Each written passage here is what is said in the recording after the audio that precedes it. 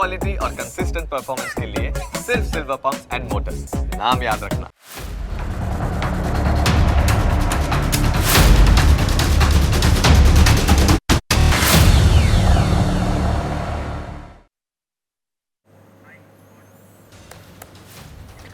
નમસ્કાર, હું Janak Dave full stop news analysis પ્રોગ્રામમાં આપનું સ્વાગત છે. તમને અસર કરતા સમાચારનું અમે સરળ ભાષામાં સચોટ રીતે કરીશું છણાવટ. આ એનાલિસિસ 360 ડિગ્રી હશે, જેનાથી મહત્ત્વના મુદ્દાઓને લગતા દરેક સવાલ પર હવે પછી મુકાશે ફૂલ સ્ટોપ. આજે અમે ભારતના આત્મા પરના ભયાનક આઘાત વિશે વાત કરીશું. સમાજવાદી પાર્ટીના નેતા અબુ આઝમીએ ક્રૂર, કસાઈ અને કટ્ટર એવા ઔરંગઝેબની પ્રશંસા કરી. અબુ આઝમી હિન્દુઓ સાથે આવી ક્રૂર મજાક કરે એ કોઈ પણ સંજોગોમાં ચલાવી ન લેવાય. ઐતિહાસિક હકીકતોના આધારે જ અમે વાત કહી રહ્યા છીએ. આઝાદી બાદ ખોટા ઇતિહાસકારોના કારણે ભારતના લોકો ઔરંગઝેબની ક્રૂરતા વિશે ખાસ જાણતા નથી. આજે અમે આ વિશે તમને વિસ્તારથી વાત કરીશું.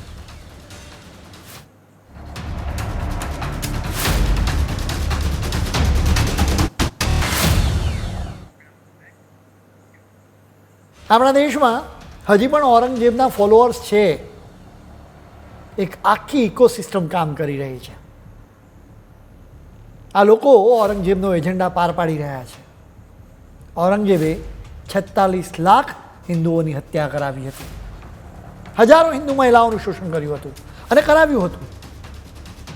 હજારો મંદિરોનો નાશ કરાવ્યો હતો. આવા ક્રૂર હિન્દુ વિરોધી અને આતંકવાદીની પ્રશંસા કરવામાં આવે તો હિન્દુઓનું લોહી ઉકળી જવું જોઈએ, આંખો લાલ થઈ જવી જોઈએ, શરીરમાં લોહી નહીં પણ લાવા વહેવો જોઈએ. ઔરંગઝેબની પ્રશંસા સાંભળીને તમારા મનમાં આવો આક્રોશ ન જાગતો હોય તો તમે પોતાની જાતને ઝકઝોળો. પોતાની જાતને સવાલ કરો કે શું હું ખરેખર હિન્દુ છું? પોતાની જાતને એ પણ સવાલ કરો કે શું પોતાની જાતને હિન્દુ કહેવડાવવાનો મને અધિકાર છે? સમાજવાદી પાર્ટીના મહારાષ્ટ્ર પ્રદેશના અધ્યક્ષ અબુ આઝમીના એક સ્ટેટમેન્ટને લઈને આવા સવાલો થવા જોઈએ. સૌથી પહેલાં આઝમીએ શું કહ્યું હતું એ તમે જાણો. कानून से गलत है तो कर दीजिए, लेकिन मेरा कहना ये कि राजा लोग सत्ता और संपत्ति के लिए संघर्ष करते थे. उनका वो धर्म के नाम पे उनका कोई काम नहीं था कि धर्म हिंदू करो मुस्लिम करो. अगर जबरदस्ती हिंदुओं को मुसलमान बनाना चाहता हो तो भारतवर्ष में कितने हिंदू मुसलमान बन जाते. औरंगजेब रहमतुल्लाह अलैह जो हैं उन्होंने मंदिर तोड़ी तो मस्जिद भी तोड़ी है उन्होंने. गोलकुंडा की मस्जिद की जो ताना राजा थे ताना शाह, क्या नाम था उसका, उसकी मस्जिद तोड़ा उन्होंने, वहां पे मंदिर भी तोड़ा. अगर तो क्या वजह है उसकी पता लगाना चाहिए. और ये सच है कि उनके राज में भारतवर्ष सोने की चिड़िया था. भारतवर्ष 24% यहाँ का वो था. भारतवर्ष की सीमा अफगानिस्तान और बर्मा तक थी. तो ये कौन मिटा सकता है? हिस्ट्री से कौन मिटा सकता है? આઝમીએ ફિલ્મ છાવાને લઈને કોમેન્ટ આપી હતી. આ ફિલ્મ છત્રપતિ શિવાજી મહારાજના દીકરા છત્રપતિ સંભાજી મહારાજના જીવન પર આધારિત છે. એમાં સચ્ચાઈ રજૂ કરવામાં આવી છે. એમાં ઔરંગઝેબના અત્યાચારો રજૂ કરવામાં આવ્યા છે. ખાસ કરીને ઔરંગઝેબે કેટલી ક્રૂરતાથી સંભાજી મહારાજની હત્યા કરી હતી એ રજૂ કરવામાં આવ્યું છે. લોકોને ઔરંગઝેબની સચ્ચાઈ ખબર પડી એટલે એના ફોલોઅર્સ નારાજ થઈ ગયા. તેમને લાગ્યું કે ઔરંગઝેબનો મહિમા કરવાના તેમના એજન્ડા પર અસર થશે. આવા લોકોમાં આઝમી પણ સામેલ છે. તેઓ ગભરાઈ ગયા કે હવે તો ઔરંગઝેબની જેવી માનસિકતા ધરાવતા લોકોને ચંપલોથી મારવામાં આવશે. એટલે તેઓ ડરના માર્યા રિએક્શન આપવા લાગ્યા. આઝમીએ પત્રકારો સાથેની વાતચીતમાં કહ્યું કે ફિલ્મ છાવામાં ખોટો ઇતિહાસ રજૂ કરવામાં આવી રહ્યો છે. ઔરંગઝેબે અનેક મંદિરો બનાવ્યા છે. આટલું સાંભળીને એક પત્રકારે આઝમીને સવાલ કર્યો કે શું તમે ઔરંગઝેબને ક્રૂર શાસક નથી માનતા? તો આઝમીએ કહ્યું કે ના, હું તેમને બિલકુલ ક્રૂર શાસક નથી માનતો.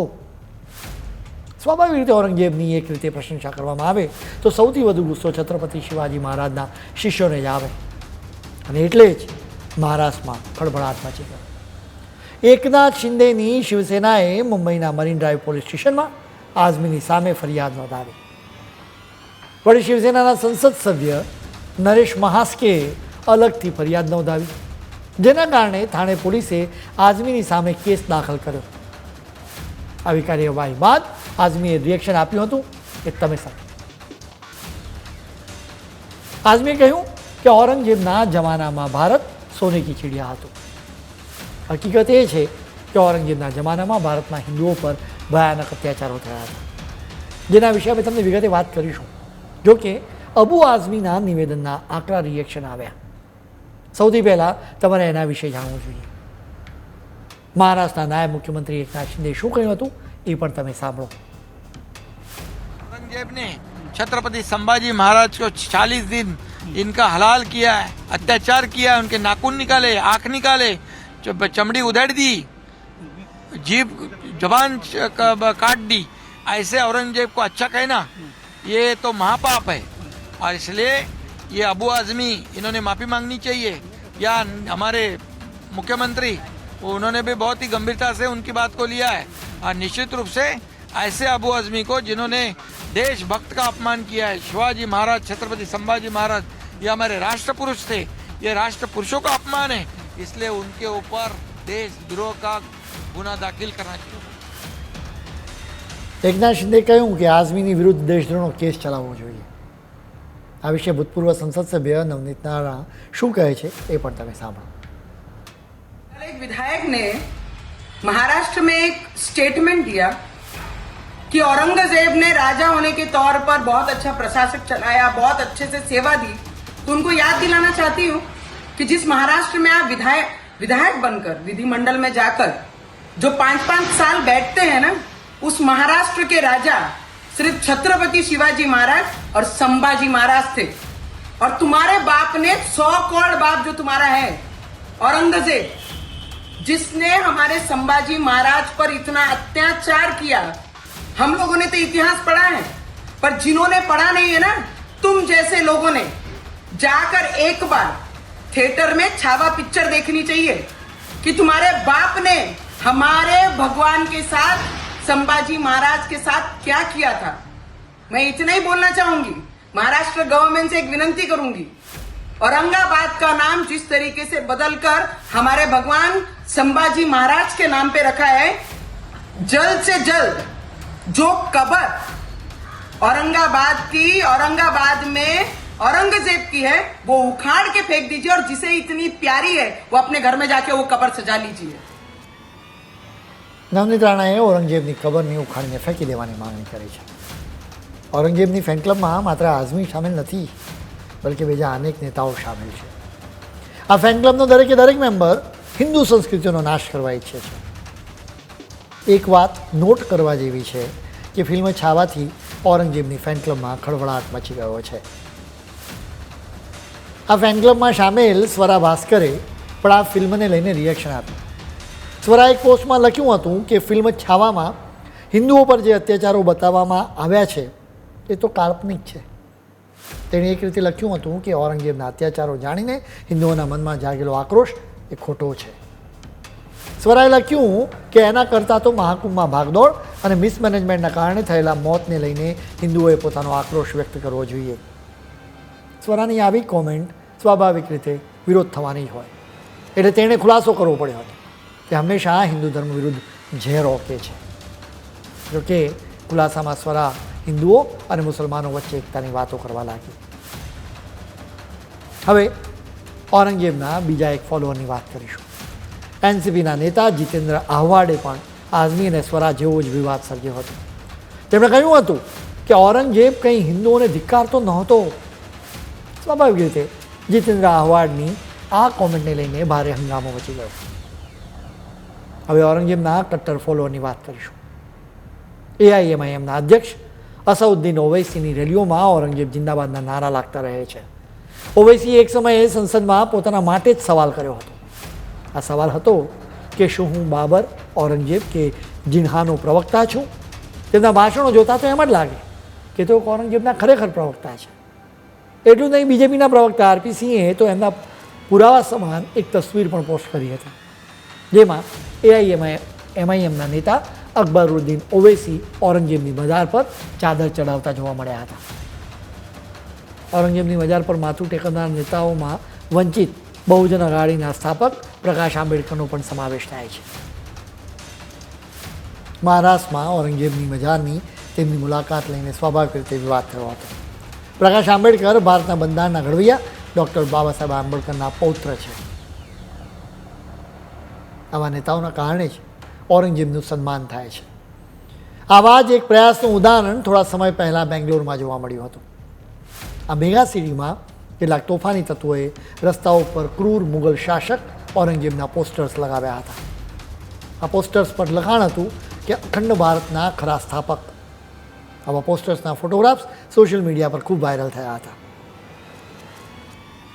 ઔરંગઝેબની ફેન ક્લબ આ ક્રૂર શાસકની પ્રશંસા કરે છે ત્યારે ઔરંગઝેબની હકીકતો જાણવી જરૂરી છે.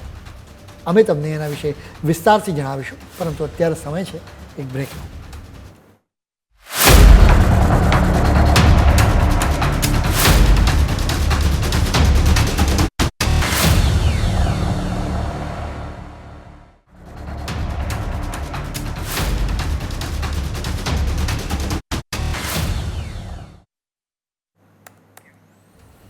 બ્રેક બાદ આપનું સ્વાગત છે. બ્રેક પહેલાં અમે ઔરંગઝેબના ફોલોઅર્સ વિશે વાત કરી હતી. ઔરંગઝેબનો ઇતિહાસ ક્રૂરતાથી ભરપૂર છે.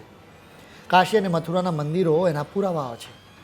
ઔરંગઝેબે 1658થી 1707 દરમિયાન એટલે કે 50 વર્ષ શાસન કર્યું. ડાબેરી ગેંગ તેની પ્રશંસા કરતાં થાકતી નથી, એટલે જ ઔરંગઝેબનો ઇતિહાસ જાણવો જરૂરી છે. 1669ની 9મી એપ્રિલે ઔરંગઝેબે હિન્દુ મંદિરોને તોડી નાખવા માટે આદેશ આપ્યો હતો. એ સમયે 21 સૂબામાં ઔરંગઝેબનું રાજ હતું. આ તમામ સૂબામાં આ આદેશનો અમલ કરવામાં આવ્યો હતો. એટલું જ નહીં, હિન્દુઓ માટે ઉત્સવો ઉજવવાની પણ મનાઈ હતી. સાકી મુસ્તાદ ખાનના પુસ્તક માસિર એ આલમગીરીના 12મા પ્રકરણમાં આ આદેશનો ઉલ્લેખ કરવામાં આવ્યો છે. 1965માં પ્રકાશિત વારાણસી ગેઝેટિયરના પેજ નંબર 57માં પણ આ આદેશનો ઉલ્લેખ કરવામાં આવ્યો છે. ઇતિહાસકારો માને છે કે આદેશ પછી જ કાશી વિશ્વનાથ સહિત હજારો મંદિરોને તોડી પાડવામાં આવ્યા હતા. ઔરંગઝેબના આદેશ પછી તેના સેંકડો સૈનિકોએ કાશી વિશ્વનાથ મંદિર પર હુમલો કર્યો હતો. આ મંદિરને ધ્વસ્ત કરી દેવામાં આવ્યો હતો. જાદુનાથ સરકારના માસિર એ આલમગીરી અ હિસ્ટ્રી ઓફ ધ એમ્પેરર ઔરંગઝેબ આલમગીર પુસ્તકમાં તેમનો ઉલ્લેખ મળી જશે. ઔરંગઝેબના આદેશ પર સપ્ટેમ્બર 1669માં કાશી વિશ્વનાથ મંદિરને ધ્વસ્ત કરવામાં આવ્યું હતું. આ વિશ્વનાથ મંદિર વિશે ઇતિહાસકાર એડવિન ગ્રેવ્સે પોતાના પુસ્તક કાશી ધ સિટી ઇલેસ્ટ્રિયસમાં લખ્યું હતું કે ઔરંગઝેબની મસ્જિદ મુસ્લિમો દ્વારા તોડી પડાયેલા વિશ્વનાથ મંદિરની જગ્યાએ બની છે. ઇતિહાસકાર ઇરફાન હબીબ મુગલે 2022માં સ્વીકાર્યું પડ્યું હતું કે એમાં કોઈ શંકા નથી કે ઔરંગઝેબે વિશ્વનાથ મંદિરને તોડી પાડ્યું હતું અને એના અનેક રેકોર્ડ્સ ઉપલબ્ધ છે. જોકે તેમણે સાથે ઔરંગઝેબના કૃત્યોનો બચાવ પણ કર્યો હતો. કાશી પછી મથુરા વિશે વાત કરીશું.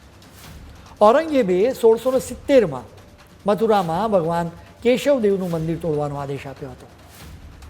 એના 1 વર્ષ પછી કાશીના જ મંદિરને તોડવામાં આવ્યું. એ પછી એ જગ્યાએ શાહી ઈદગાહ મસ્જિદ બનાવવામાં આવી હતી. મસ્જિદ બન્યા બાદ આ જમીન મુસ્લિમોના હાથમાં જતી રહી હતી. લગભગ 100 વર્ષ સુધી તો અહીં જ હિન્દુઓને પ્રવેશ જ નહોતો આપવામાં આવ્યો. મંદિરોને નષ્ટ કરવાના મિશનમાં ઔરંગઝેબે સોમનાથ મંદિરને પણ સામેલ કર્યું હતું. 1701માં ઔરંગઝેબે સોમનાથ મંદિરને તોડવાનો આદેશ આપ્યો હતો. એણે આદેશમાં કહ્યું હતું કે એ રીતે આ મંદિરને તોડો કે ત્યાં રિપેર જ ન થઈ શકે. 1706માં આ મંદિરને તોડવામાં આવ્યું હતું. ઔરંગઝેબ એક પછી એક મંદિરને ટાર્ગેટ કરતો રહેતો હતો. 1678માં ઔરંગઝેબે હમીમુદ્દીન ખાન બહાદુરને કહ્યું હતું કે બીજાપુરના મંદિરને તોડી નાખો. એટલું જ નહીં, ત્યાં મસ્જિદ ઊભી કરી દો.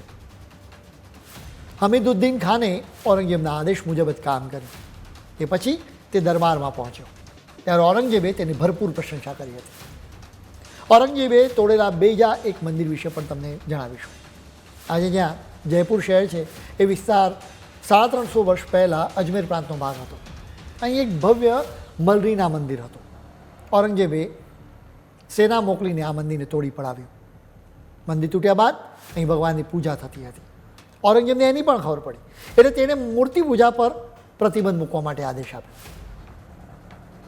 ઔરંગઝેબ ક્રૂર અને સાથે કટ્ટર પણ હતો. તેનો એકમાત્ર ઈરાદો ગદવાએ હિંદનો હતો. આ મોન્સ્ટરને કેટલાક લોકો હીરો બનાવવાની કોશિશ કરી રહ્યા છે. એનાથી વધારે આઘાતજનક વાત કોઈ હોઈ જ ન શકે. હિન્દુ સંસ્કૃતિને ખલાસ કરવા માટે ઔરંગઝેબે મંદિરોને ટાર્ગેટ કર્યા હતા. તેની નસે નસમાં હિન્દુઓની વિરુદ્ધ નફરત વહેતી હતી. એટલા માટે જ તેણે આ મંદિરોને તોડાવ્યા હતા. ઔરંગઝેબે મંદિરોની જગ્યાએ મસ્જિદો બનાવવા માટે મંદિરોના જ માળખાનો ઉપયોગ કર્યો હતો. કાશી વિશ્વનાથ મંદિર અને કૃષ્ણ જન્મભૂમિ મંદિર એના ઉદાહરણો છે. ઔરંગઝેબ ઇસ્લામિક કટ્ટરતાનો એક ચહેરો છે. તે ઈચ્છતો હતો કે ભારતમાં માત્ર ને માત્ર તેનો જ ધર્મ બરકરાર રહે. હિન્દુઓને પરેશાન કરવા માટે ઔરંગઝેબે જજિયા વેરો લાગુ કર્યો હતો. જજિયા વેરો માત્ર ને માત્ર બિન મુસલમાનો ખાસ કરીને હિન્દુઓ પર લાગુ કરવામાં આવતો હતો. આ વેરો હિન્દુઓને યાદ અપાવતો હતો કે તેઓ મુસલમાનોના ગુલામ છે. આ વેરાના કારણે ગરીબ હિન્દુઓની સ્થિતિ વધારે ખરાબ થઈ હતી. એ સમયે લાહોરના સુબેદારના સૈનિકો જજિયા વેરા તરીકે હિન્દુઓના ઘરોમાંથી ત્રાંબા કે પિત્તળના મોટા વાસણો એકત્ર કરતા હતા. આ વાસણો મેળવવાનો હેતુ ધાતુ એકઠી કરવાનો હતો, જેમાંથી લાહોરના કારીગરો તોપો તૈયાર કરતા હતા. તોપો તૈયાર થઈ ત્યારે એને જમજામા નામ આપવામાં આવ્યું હતું. ઇતિહાસકારોએ નોંધ્યું છે કે હિન્દુઓએ પ્રાણીઓ અને વૃક્ષો સહિત દરેક વસ્તુ પર વેરો ચૂકવવો પડતો હતો. જજિયા વેરો લાદવાનો મૂળ હેતુ ધર્મ પરિવર્તન કરાવવાનો હતો. ઔરંગઝેબનો ઈરાદો હતો કે લોકો વેરો ચૂકવવાથી બચવા માટે મુસ્લિમ ધર્મ અંગીકાર કરી લેશે. જજિયા વેરાથી બચવા માટે મોટી સંખ્યામાં હિન્દુઓએ ઇસ્લામ ધર્મ અંગીકાર પણ કર્યો હતો. જજિયા વેરો વસૂલનારા લોકો હિન્દુઓ પર તમામ પ્રકારના અત્યાચારો કરતા હતા. જજિયા વેરો લાદીને ખાસું ભંડોળ એકત્ર થતું હતું, જેનો હિન્દુ રાજાઓની સામે લડવા માટે ઉપયોગ કરવામાં આવતો હતો. ઔરંગઝેબ ધર્મ પરિવર્તન માટે તમામ ટેકનિક્સ અજમાવતો હતો. અનેક હિન્દુઓએ પોતાના જીવ બચાવવા માટે પણ ધર્મ પરિવર્તન કર્યું હતું. જોકે અનેક હિન્દુઓ ઔરંગઝેબના અત્યાચારોથી પણ નહોતા તૂટ્યા. ઔરંગઝેબે આવા હજારો હિન્દુઓની કતલેઆમ કરાવી હતી. હિન્દુઓને મદદ કરનારા લોકો પર ઔરંગઝેબ અત્યાચારો કરતો હતો. આવા મહાન લોકોમાં શીખોના 9મા ગુરુ તેગ બહાદુર સામેલ હતા. ઔરંગઝેબના રાજમાં કાશ્મીરી પંડિતોનું મોટા પાયે ધર્મ પરિવર્તન કરાવવામાં આવ્યું હતું. આ પંડિતો ગુરુ તેગ બહાદુરના શરણમાં ગયા હતા.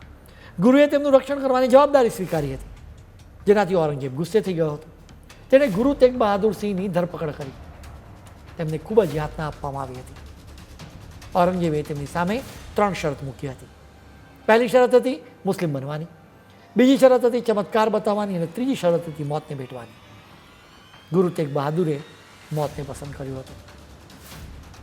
હવે શીખો દ્વારા આપવામાં આવેલા બીજા બલિદાન વિશે વાત કરીશું. ગુરુ ગોવિંદસિંહના 4 દીકરા અજીતસિંહ, જુજારસિંહ, જોરાવરસિંહ અને ફતેહસિંહની આ વાત છે. મુગલ શાસકે ગોવિંદસિંહને પકડવા માટે પૂરી તાકાત લગાવી હતી. આ લડાઈમાં તેમના 2 પુત્ર શહીદ થઈ ગયા હતા. બીજા 2 પુત્રો મુગલોની પકડમાં આવી ગયા હતા. જોરાવરસિંહ અને ફતેહસિંહને મુસ્લિમ બનવા માટે કહેવામાં આવ્યું, દબાણ કરવામાં આવ્યું. બંનેએ પોતાનો ધર્મ છોડવાની ના પાડી દીધી. આખરે તેમને જીવતા દિવાલમાં ચણી દેવામાં આવ્યા હતા. ઔરંગઝેબના અત્યાચારોનું લિસ્ટ ખાસું લાંબુ છે. ફિલ્મ જવાથી કઈ અંશે એના વિશે ખ્યાલ આવ્યો છે. આમ છતાં અત્યારે પણ જ્યારે કોઈ ઔરંગઝેબની પ્રશંસા કરે ત્યારે અનેક હિન્દુઓનું લોહી ઉકળતું નથી. એનું પણ એક ચોક્કસ કારણ છે, જેના વિશે અમે તમને વિસ્તારથી વાત કરીશું, પરંતુ અત્યારે સમય છે એક બ્રેકનો.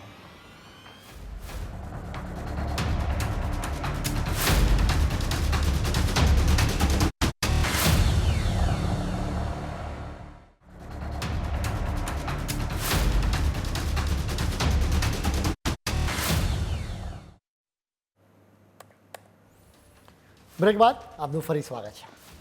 ભારતને આઝાદી મળ્યા બાદ આપણા દેશના ખરા નાયકોની ઉપેક્ષા થતી રહી હતી, જેની સામે આઝાદી બાદ કોંગ્રેસી સરકારો ઔરંગઝેબનો મહિમા જ ગાતી રહી હતી. ઇતિહાસ પણ એ જ રીતે ભણાવવામાં આવ્યો હતો. આઝાદીના અનેક દશકાઓ સુધી નવી દિલ્હીના લુટિયન્સ દિલ્હી એરિયામાં ઔરંગઝેબ લેન હતી. સવાલ એ છે કે શું તમે તેલ અવીવમાં ઓસામા બિન લાદેનના નામે કોઈ રોડની કલ્પના કરી શકો? તો પછી સવાલ થાય કે આઝાદી બાદની સરકારોએ શા માટે ઔરંગઝેબ લેનનું નામ બદલવાની તસ્દી નહોતી લીધી, કે પછી તેમને ઔરંગઝેબ વહાલો હતો. છેક 2015માં એનું નામ બદલીને doctor APJ Abdul Kalam lane નાખવામાં આવ્યો હતો. આઝાદી બાદ નહેરુથી લઈને મનમોહન સુધીની કોંગ્રેસી સરકારોએ ઇતિહાસને વિકૃત રીતે રજૂ કર્યો હતો. આ જ કારણે સ્કૂલમાં આવો ઇતિહાસ ભણનારા લોકોને ખ્યાલ જ નથી કે ઔરંગઝેબ કેટલો કટ્ટર અને ક્રૂર હતો. પાઠ્યપુસ્તકમાં મુગલોને બિરદાવવામાં આવ્યા છે, એટલે જ આપણે ત્યાં મોટાભાગના લોકો મહારાણા પ્રતાપ અને છત્રપતિ શિવાજી મહારાજ કરતાં મુગલો વિશે વધારે જાણે છે. જોકે ભારતના લોકો મુગલો વિશે સદંતર ખોટી હકીકતો જાણે છે. માત્ર 2 કહેવાતા ઇતિહાસકારો એના માટે જવાબદાર છે, જેમાં રોમિલા થાપર અને ઇરફાન હબીબનો સમાવેશ થાય છે. રોમિલાને ઇતિહાસ વિશે કોઈ જ સમજ નથી. તેમને તો યુધિષ્ઠિર અને સમ્રાટ અશોક એક જ સમયગાળાના લાગે છે. આ કંઈ મજાક નથી, વાસ્તવિકતા છે. 2010માં ઇન્ટરનેશનલ ડેવલપમેન્ટ રિસર્ચ સેન્ટરના અધ્યક્ષ ડેવિડ એમ મેલોન સાથેની તેમની વાતચીતને લઈને વિવાદ થયો, જેમાં રોમિલાએ કહ્યું હતું કે યુધિષ્ઠિરના કામો પર બૌદ્ધ ધર્મનો પ્રભાવ હતો. રોમિલાને ખ્યાલ જ નથી કે યુધિષ્ઠિર અને અશોક સમ્રાટ કયા સમયગાળાના હતા. યુધિષ્ઠિરે આ ધરતી પરથી પ્રયાણ કર્યું એના લગભગ 2900 વર્ષ બાદ સમ્રાટ અશોકનો જન્મ થયો હતો. રોમિલા થાપર અને ઇરફાન હબીબ અવારનવાર રીતે પોતાના જ્ઞાનનો પરિચય આપતા રહે છે. એટલું નહીં, તેઓ તેમની ખરી ઓળખ પણ છુપાવે છે. કોંગ્રેસના રાજમાં દુઃખદ સ્થિતિ તો તમે જુઓ. કોઈ સાચો ઇતિહાસ, સાચી હકીકતો કહે તો રોમિલા અને ઇરફાન તેનો ખોટો ઇતિહાસકાર ગણાવતા. આ બંને ક્રૂર અને કટ્ટર સરમુખત્યારશાહીનો ઇતિહાસ ભારતના લોકોની સમક્ષ રજૂ કર્યો. તેઓ બંને એક ચોક્કસ એજન્ડા હેઠળ કામ કરતા હતા. આ બંને ઇતિહાસકાર નહોતા, બલકે ભારતની વિરુદ્ધ કાવતરાના હથિયાર હતા. ભારતીય જનમાનસ પર એક ચોક્કસ વિચારધારા લાદવા માટેના માધ્યમ બન્યા હતા. આ બંને ખોટા ઇતિહાસકારોએ શ્રી રામ જન્મભૂમિ મંદિરના કેસમાં સુપ્રીમ કોર્ટના ચુકાદાને લઈને સવાલો કર્યા હતા. 1856-57 પહેલાં અયોધ્યામાં નમાજ નહોતી કરવામાં આવતી. આ હકીકત છે, જોકે આ બંને આ હકીકત પણ સ્વીકારી નહોતી. બાબરી મસ્જિદની જગ્યાએ શ્રી રામ મંદિર હતું એ વાત સ્વીકારવા માટે તેઓ તૈયાર જ નહોતા. જોકે સુપ્રીમ કોર્ટે હકીકતો જાણીને ચુકાદો આપ્યો. એના પછી અયોધ્યામાં લેન્ડ લેવલિંગનું કામ ચાલી રહ્યું હતું. આ કામગીરી વખતે ત્યાંથી દેવી દેવતાઓની ખંડિત મૂર્તિઓ મળી આવી હતી, જેનાથી કન્ફર્મ થઈ ચૂક્યું હતું કે ત્યાં મંદિર જ હતું. આ મૂર્તિઓ મળી આવ્યા બાદ સોશિયલ મીડિયા પર અનેક લોકોએ આ બંનેની ખૂબ જ ટીકા કરી હતી. બીજેપીના પ્રવક્તા સંબિત પાત્રાએ પણ કહ્યું હતું કે સચ્ચાઈને દબાવી શકાય, પરંતુ વધારે દિવસ સુધી એને છુપાવી ન શકાય. એક દિવસ તે જરૂર બહાર આવે. સોશિયલ મીડિયા પર અનેક લોકોએ લખ્યું હતું કે એક પ્રોપોગન્ડાનો ભાગ બનીને જુઠ્ઠાણાઓ ફેલાવનારા રોમિલા અને ઇરફાનને સજા થવી જોઈએ. આવા લોકોથી તમારે ચેતવાની જરૂર છે. દેશને દશકાઓ સુધી ગેરમાર્ગે દોરનારા આવા ખોટા ઇતિહાસકારોનો ખેલ હવે ખલાસ થઈ ગયો છે. આ ઇતિહાસકારોએ ઔરંગઝેબ અને બાબર જેવા ક્રૂર ઇસ્લામિક શાસકોના અત્યાચારોની કહાની છુપાવી હતી. તેમણે પાઠ્યપુસ્તકોને હથિયાર બનાવ્યા હતા. જોકે હવે ભારત જાગી ગયું છે. સેક્યુલર ગેંગે જે નુકસાન કર્યું છે એની અસરો દૂર કરવા માટે પ્રયાસો કરવામાં આવી રહ્યા છે. આ સેક્યુલર લોબીએ હવે સમજી જવું જોઈએ કે ભારત પોતાની ખરી ઓળખ મેળવીને જ રહેશે. આ વખતે એને કોઈ રોકી નહીં શકે. ખેર, આજના ફૂલ સ્ટોપમાં આજે આટલું. નવા મુદ્દાઓ સાથે કાલે ફરી મળીશું. ત્યાં સુધી મને રજા આપશો. નમસ્કાર.